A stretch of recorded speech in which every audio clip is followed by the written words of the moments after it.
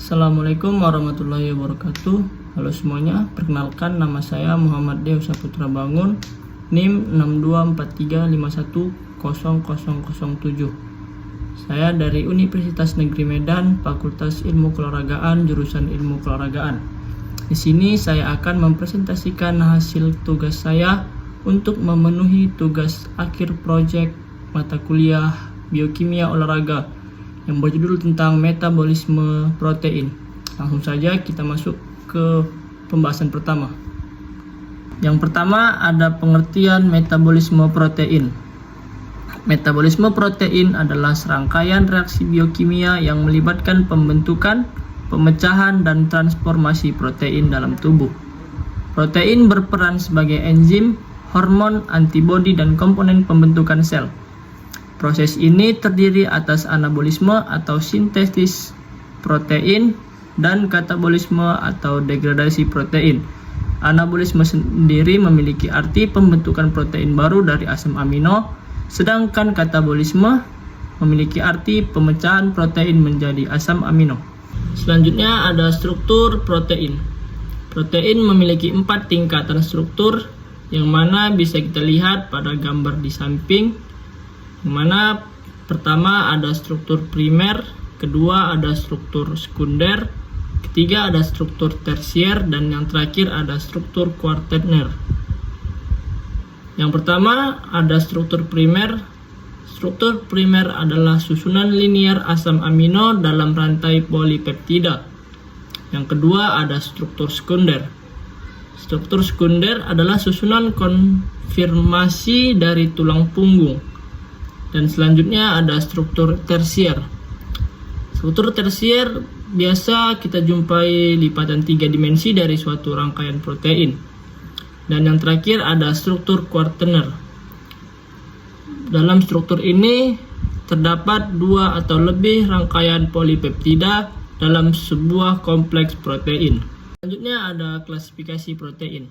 Protein terbagi menjadi 2 bagian, yang mana pertama ada protein hewani dan yang kedua ada protein nabati. Protein hewani biasanya sering kita jumpai pada daging, unggas, ikan, seafood, susu, dan telur. Sedangkan protein nabati, protein yang berasal dari sumber tumbuh-tumbuhan seperti kacang-kacangan, biji-bijian, dan sayur-sayuran. Selanjutnya ada pencernaan protein. Pencernaan protein dimulai di lambung dengan bantuan pepsin dan asam klorida yang memecah protein menjadi polipeptida.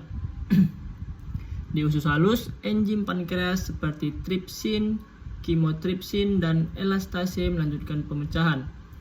Peptidase pada border usus memecah peptida menjadi asam amino bebas. Asam amino diserap melalui transporter dan dibawa ke hati melalui vena portal untuk diproses lebih lanjut. Selanjutnya ada anabolisme protein atau sintesis protein. Proses pembentukan protein dari asam amino yang merupakan blok-blok pembangun dasar protein. Proses ini penting untuk pertumbuhan, perbaikan jaringan, dan berbagai fungsi biologis dalam tubuh. Proses ini diatur oleh faktor transkripsi dan hormon seperti insulin dan IGF. Sintesis protein meningkatkan saat kebutuhan tubuh memperbaiki jaringan atau respon terhadap latihan fisik. Katabolisme protein.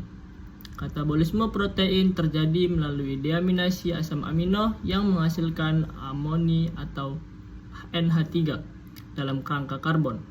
Katabolisme juga pemecahan protein menjadi komponen-komponen terkecil, terutama asam amino yang kemudian digunakan tubuh untuk berbagai keperluan metabolik, termasuk produksi energi jika diperlukan. Di bawahnya ada tahapan katabolisme protein. Yang pertama ada proteolisis atau pemecahan protein. Protein dipecah menjadi asam amino oleh enzim pepsin, tripsin, dan kimotripsin. Yang kedua ada siklus urea, yang mana dalam siklus urea amonia diubah menjadi urea di dalam hati. Selanjutnya ada kerangka karbon, digunakan untuk gluconeogenesis. Metabolisme asam amino. Transminasi adalah transfer gugus amino dari suatu asam amino ke asam keto lainnya, menghasilkan asam amino baru.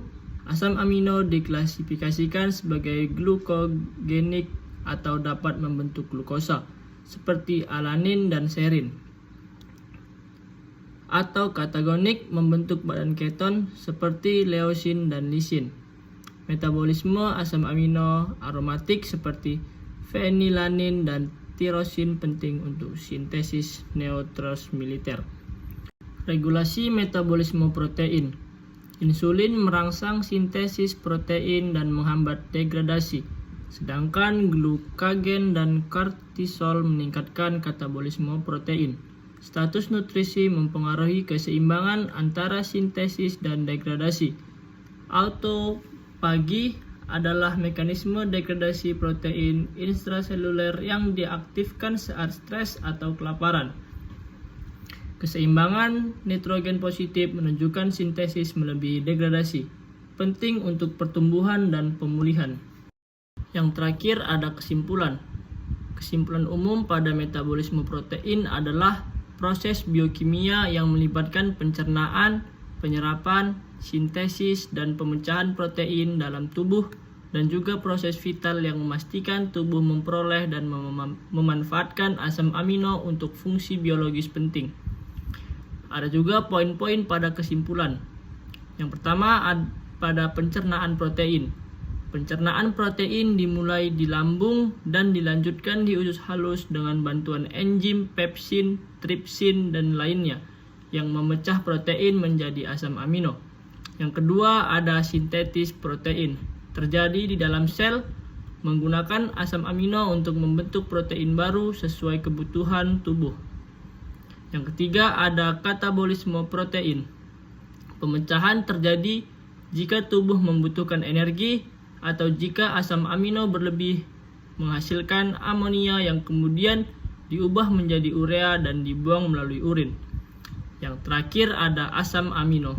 Asam amino adalah hasil pencernaan diserap oleh usus halus dan diedarkan melalui darah ke seluruh tubuh.